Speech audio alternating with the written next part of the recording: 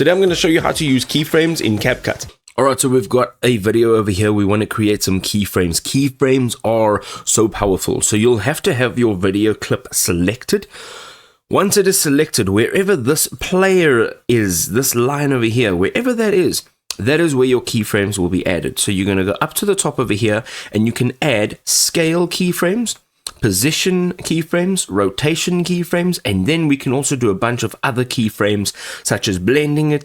We can also go to the adjust section and we can actually add keyframes to the adjustment as well. But for basic keyframes, we'll use video and we'll use transform, which is this entire section. So whatever changes you make to rotation, position, as well as scale will take effect. So I'm going to create my very first keyframe, and you'll notice that by the blue mark over there, as well as, I don't know if you can really see it here, but the blue mark on the video over here. Okay, once you select it, you'll see it. It's right over there. So this keyframe will stay at its position until you make changes. So let's go ahead and let it play for a little bit. Now, let's change the scale. We're going to move it like this. And as you have moved it, okay, it's important to do this while it's paused.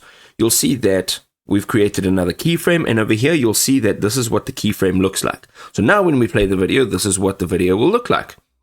So whatever changes you make will literally happen while you are moving the video around. So you can go over here, change its position as well, or you can come over here to the preview player, click down and drag it where you want to be. So let's just do like that. Let's do that. And let's move it down here. And you'll notice every single time I pause and I move something, you'll have these little keyframes here, okay?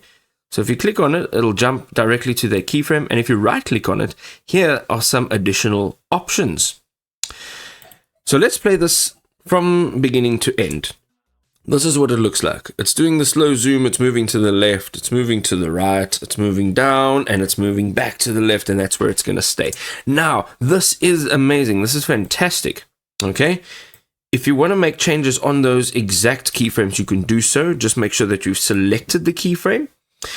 Now, let's make some changes to the actual adjustment. So here we can say that we would like to make the adjustment keyframe for all of these options. So from here, so we're going to go all the way to the beginning. This is what it's going to look like from the beginning. And we're going to go from here to the very next keyframe. And here we are going to drop the saturation slightly. And the next one, we are going to drop the saturation even more. We're going to drop at the next one even more until we have absolutely no color at all.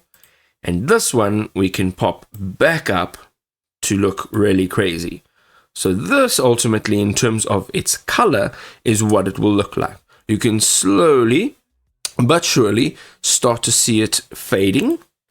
And as it's fading, you'll see that the saturation is going down, and then you'll have the pop of color back again. And that, ladies and gentlemen, is how you use keyframes.